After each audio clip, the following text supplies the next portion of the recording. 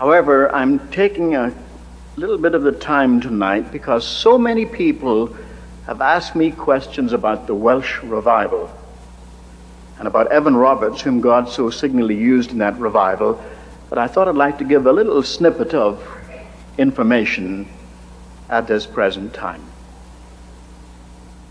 I knew Evan Roberts personally. I was not alive during the revival, which took place in 1904. But like the other great movements, it began in prayer. There was a speaker of the Keswick Convention in England, Joseph Jenkins, who was pastor of a church in Newquay in Cardigan in Wales. He talked to his young people one Sunday morning and he said, "What does Jesus Christ mean to you?" The young people were a little embarrassed. Now, they were godly young people. They always began their meetings with prayer, their scripture reading. They loved to sing the Welsh hymns. But he persisted. "What does Jesus Christ mean to you?" A young man spoke up and said, "Jesus Christ is the hope of the world." No, he said, "I don't mean that. What does he mean to you?" A girl called Florrie Evans, who'd been converted only 3 weeks, spoke up and said, "I love the Lord Jesus with all my heart." It was so sincere, it so deeply moved those young people that Dr. Martin Lloyd-Jones, the famous Welsh preacher, told me that was the beginning of the Welsh revival. Joseph Jenkins formed the young people into a team. He took them with him in preaching. Seth Joshua, the outstanding evangelist of Wales at that time, visited that church in September. And I have read his diary in the University of Wales archives. 19th September. I tried to close the meeting, but it would continue on beyond human control.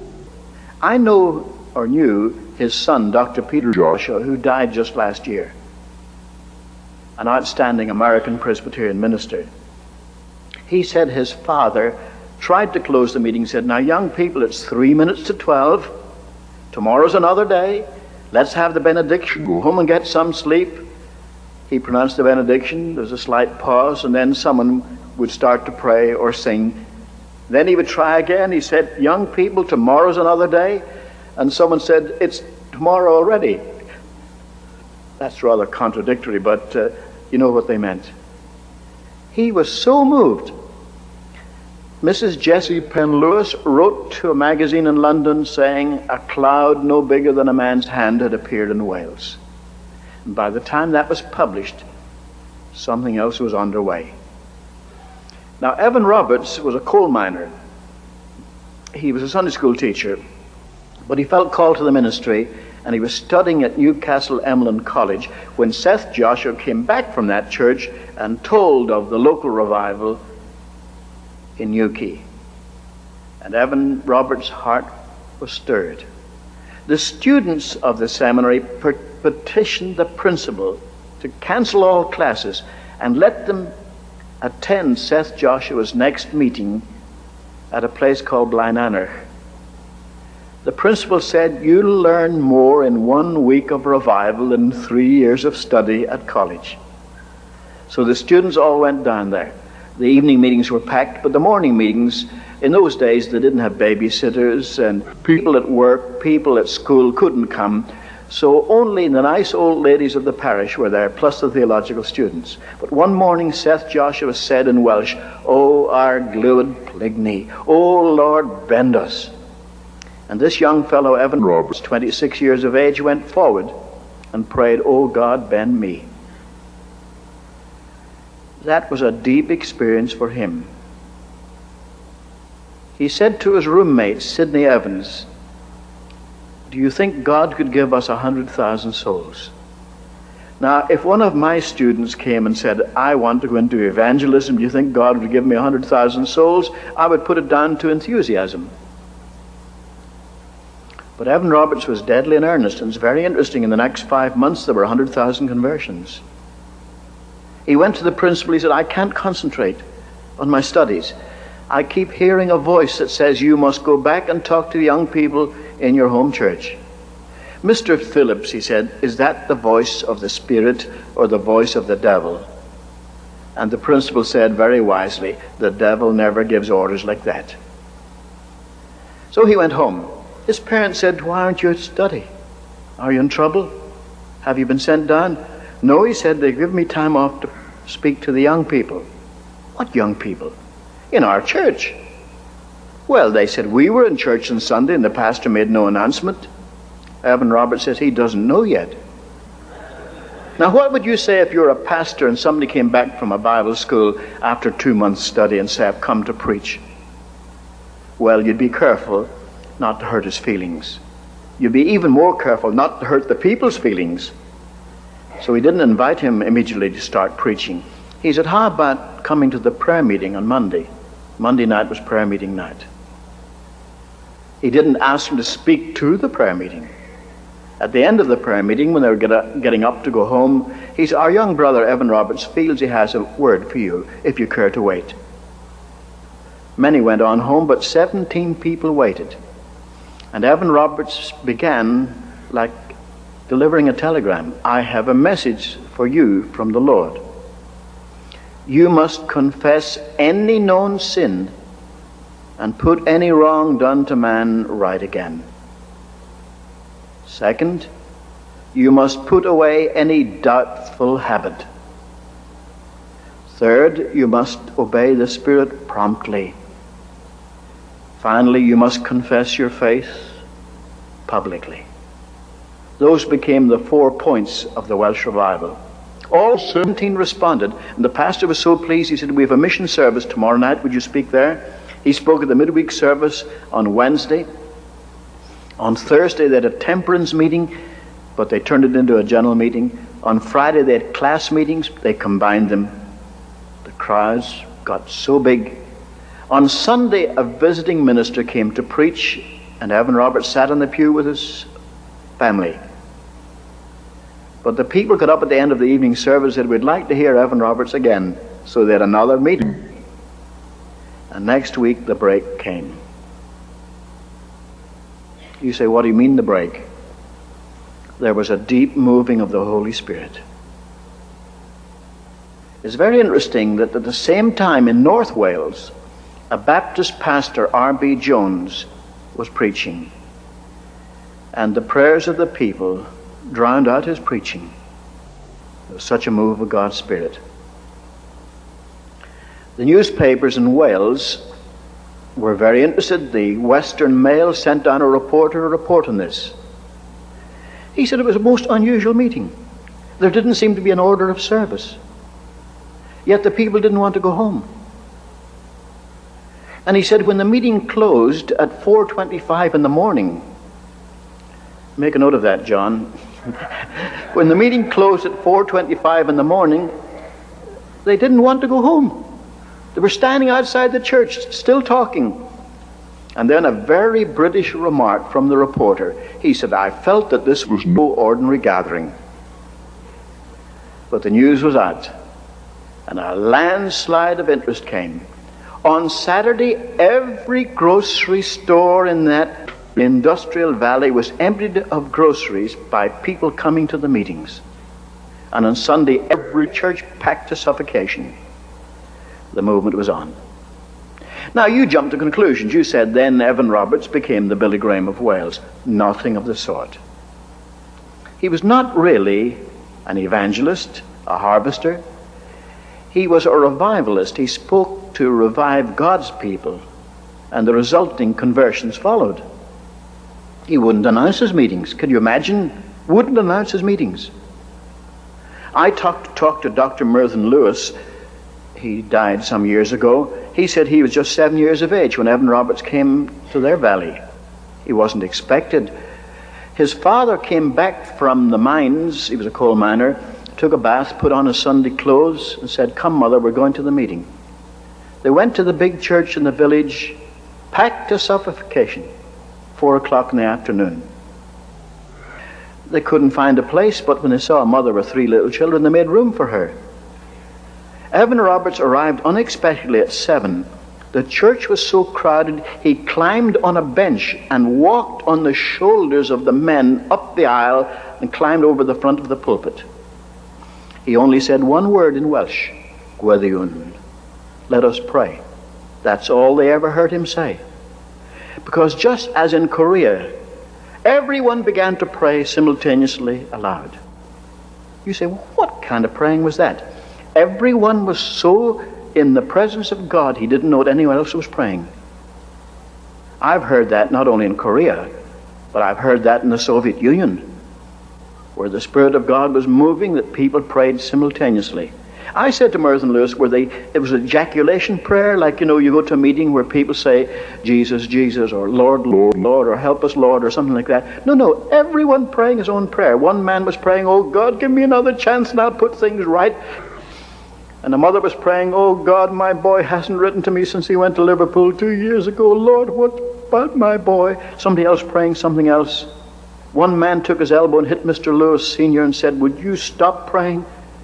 Tell me how I can become a Christian. I can't stand this. Evan Roberts left at 10 o'clock at night to go to another meeting. His leaving was a commotion, of course. He had to climb on the shoulders again and walk back. But the meeting went on. Mr. Lewis at 2 o'clock in the morning said, come, Mother, we better take the children home to bed.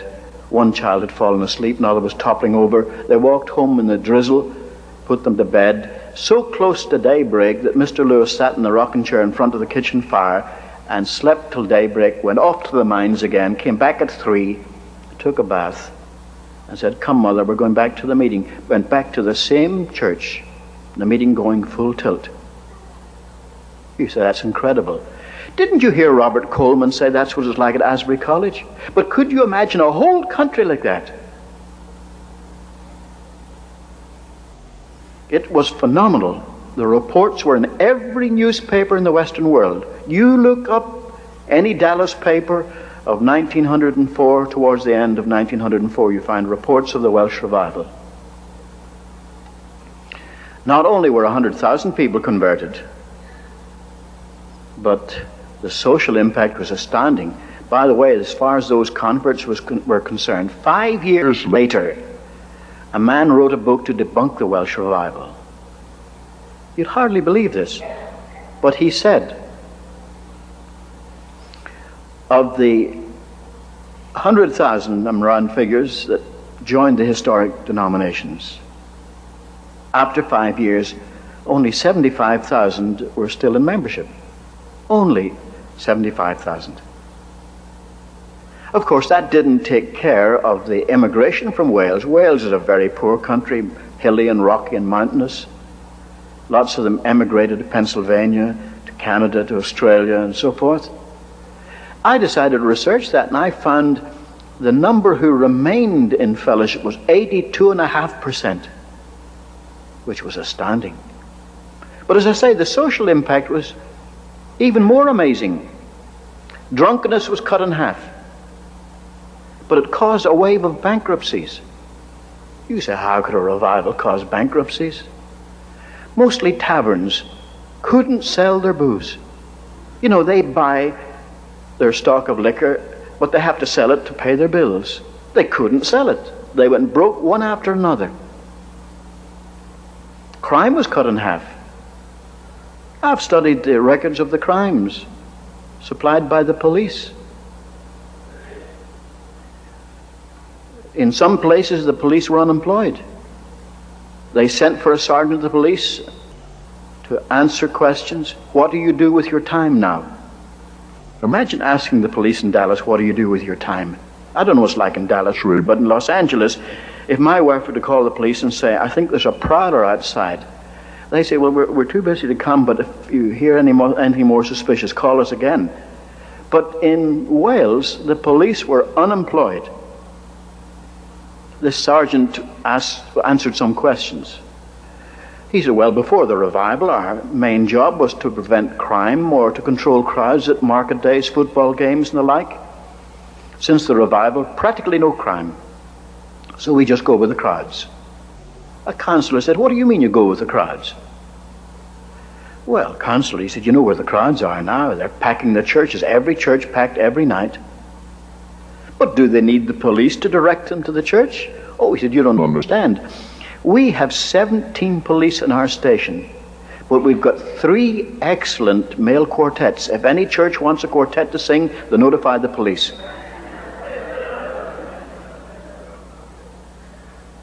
Judges were presented with white gloves, not a case to try. I don't know what it's like in Dallas, but in Los Angeles, if a man commits a murder, it may be a year before he's tried. There's so many cases on the calendar. But the Chamberlain will get up and say, Your Worship, there are no cases to try. No robberies, no embezzlements, no rapes, no murders, nothing. There were even slowdowns in the coal mines. Now, I didn't say strikes, just slowdowns. So many Welsh coal miners were converted and stopped using bad language that the horses that dragged the trucks in the mines couldn't understand what was being said to them, and transportation slowed down. This was the Welsh revival. There's so many people that say, why didn't it last? I traveled all over Wales in 1934, 30 years later. I used to test the meeting. How many people here were converted in the Welsh revival? A majority over a certain age. Well, why not under that certain age? Because they weren't alive, or they're only babies at the time. Someone asked Dr. Martin Lloyd-Jones in Toronto in 1934, and he replied, I would say that the main leadership of the Welsh church today are converts of the revival. I'd mention in passing, in 1974, some journalist wrote a series of 3 articles ridiculing the Welsh revival and slandering Evan Roberts. Evan Roberts died in 1951, I think it was. Now, do you know that according to common law, you cannot be charged with libel for slandering the dead? You could accuse George Washington of the most heinous crimes, and it's not anything against the law. That's an unfortunate thing. When I read these articles, it said Evan Roberts was an immoral man. There were whispers of the many women in his life. His preaching was so aphrodisiac that the illegitimate birth rate in Wales went up. I wrote to the editor, I said, you haven't heard the last of this. I knew Evan Roberts. He was what we would call a chaste man. So decent that the world wouldn't understand him.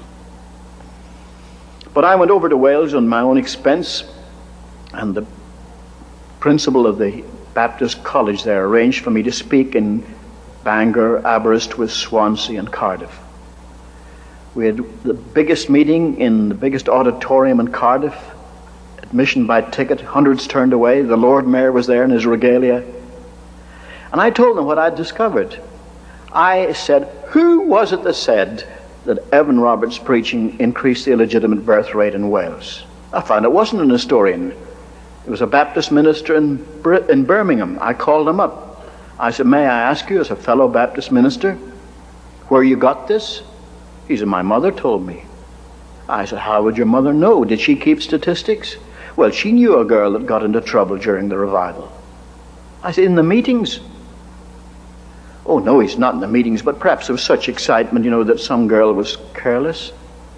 I said, I can't argue with an anecdote, but maybe for every girl who was careless, if there were any, perhaps 1,000 girls quit fooling around. He said, but that wouldn't show in the statistics. I said, no, non-pregnancies are never reported. Then I thought, indeed they are. I went up to London, to Somerset House, where they keep all the records of births, deaths, and marriages. They have a whole section on illegitimate births. I found that the illegitimate birth rate in Radnorshire dropped 44% in 1 year. In Merioneth, 44%. In Glamorgan, 8%. But in every Welsh county, the illegitimate birth rate dropped. I felt like Samson taking the jawbone of an ass and slaying 1,000. I almost felt look up and say, well, Evan, I was glad to do it for you, because he was a man of God. A very liberal theological professor came to me afterwards. He said, Orr, thank you for coming to Wales. He said, my theology isn't like yours. But he said, the two godliest people I ever met in my life were my mother and my Sunday school teacher, and both were converted in the Welsh revival. Did you know that that revival swept the United States from coast to coast? You know that in Schenectady, the Schenectady Gazette ran a column called Yesterday's Conversions. If you want to know who was converted yesterday, there was this column to tell you who was converted yesterday. You know that in Portland, Oregon, 200 stores closed from 11 to 2 for prayer? Portland, Oregon. And it swept Texas like a tidal wave. I have a lot of friends in Southwestern. When I was researching this, I asked my friends in church history, missions, and evangelism, can you give me any clue on the great revival in Texas, 1905? They said, we never heard of it. I said, Dr. W.R. White of Baylor says that was the year that so many Baylor students went to the mission field. They said, we wouldn't argue with Dr. W.R. White, but you've got the wrong date. I said, why? 1905 was a bad year for Southern Baptists. He said that was the year the landmarkers pulled out and started the organization in Texarkana and so forth. You know, the people who think that Southern Baptists are not Baptistic enough. Well, that's always an amazing thing to other people. We think Southern Baptists are quite Baptistic enough, if not more. But he said we lost hundreds of churches, scores of associations in Arkansas and Tennessee pulled out. I said, well, look up your figures. So they got the Southern Baptist Annual. They said, would you look at that? The number of baptisms in the residue, those that stayed true to the convention, went up 25% over the previous year. I shall tell you something else. There were so many conversions in Texas. So many young men volunteering for the ministry, they knew that Louisville could never take care of them. So in 1905, they started a new seminary called Southwestern Baptist Theological Seminary. And my friend said, what do you know? Did you know all that? Did you know about the revival that swept Texas in 1905? Well, why don't you? It tells us to tell our children's children what God has done. But we don't do it. All right, Suzanne, will you come and sing for us again?